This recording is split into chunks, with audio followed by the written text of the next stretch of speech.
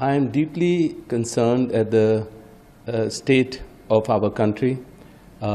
Firstly, I feel terrible, and my deep-hearted condolences are for the 28 people who have died in this terrorist act, and a number of people have gotten injured, and definitely my deep-hearted condolences to the family who've lost their loved ones. And I would say that I do wish to say that the people who have gotten injured, I hope they recover at the earliest. Terrorist acts are really a weak way of highlighting their cause, is what I feel. This doesn't highlight a cause, it only makes the people who use these acts on civilians and people who are just there for tourists, it's a weak act. I think surely it is a time that all governments need to come together to fight this kind of an act or this kind of organizations. But I have another thought in this also. This is my thought. This is not a thought that the Congress or my family's thought.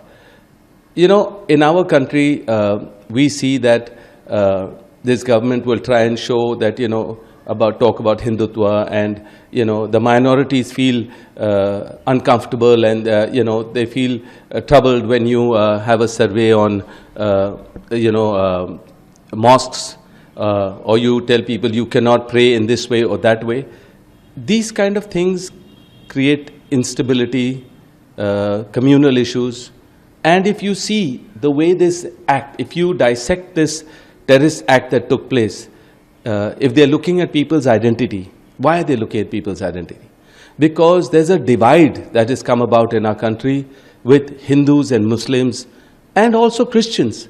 On Easter, I saw video footage of churches being burnt, priests being troubled. You know, what is this? Why are we having, you know, communal disharmony in our country? This will create divides. This will create these kind of organizations to feel that Hindus are making a problem for all the Muslims. We don't need that. You ask many Hindus and Muslims together, they help each other. In COVID, we saw they help each other. They don't understand all these political ways of, trying to infuse some, or win elections, or infuse some kind of disorder in people. Looking at identities and then killing somebody, that's a message. Also sending a message to the Prime Minister of our country. Why? Because Muslims are feeling weakened. The minorities are feeling weakened. I know that 2 weeks before, I was summoned by the ED. I talked for the minorities. I said that, you know, when you're going to stop minorities or Muslims from basically saying their prayers on spilling over from their mosque to the road, or on roofs of their homes, or you have a survey of the mosques that, you know, there's a temple under that, or there's a statue under that, or you tell them that Babar and Aurangzeb, negative thoughts about that. Yes, there'll be a divide, and people will not appreciate that in our country, and communal disharmony will create this. And I totally feel that this act is wrong. I condemn it. And I feel that whatever their cause is, this is the weakest way of, uprising your cause. So I feel that innocent people are dead.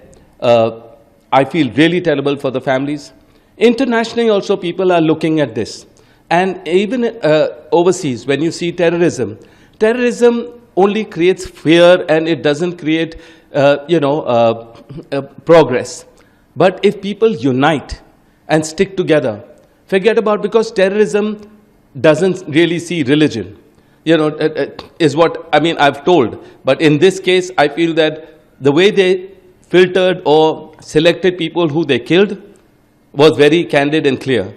So I feel that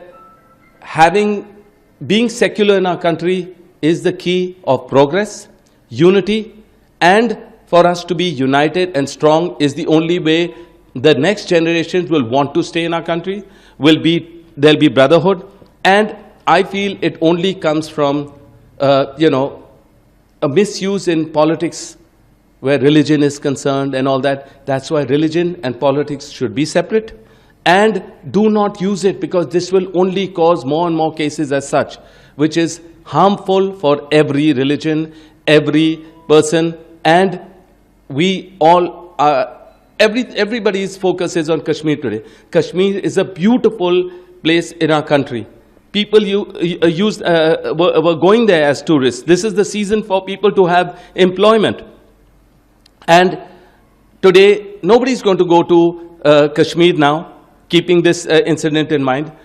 Amarnath devotees were going to go to Amarnath for their prayers and spiritually, but they're not going to be able to go there. How much are we going to tell our own forces to be more strong, be more this thing? This has to be coming from the top, that we feel secure, we feel, we feel secular in our country, and we will not see these kind of acts happening, is what I truly feel.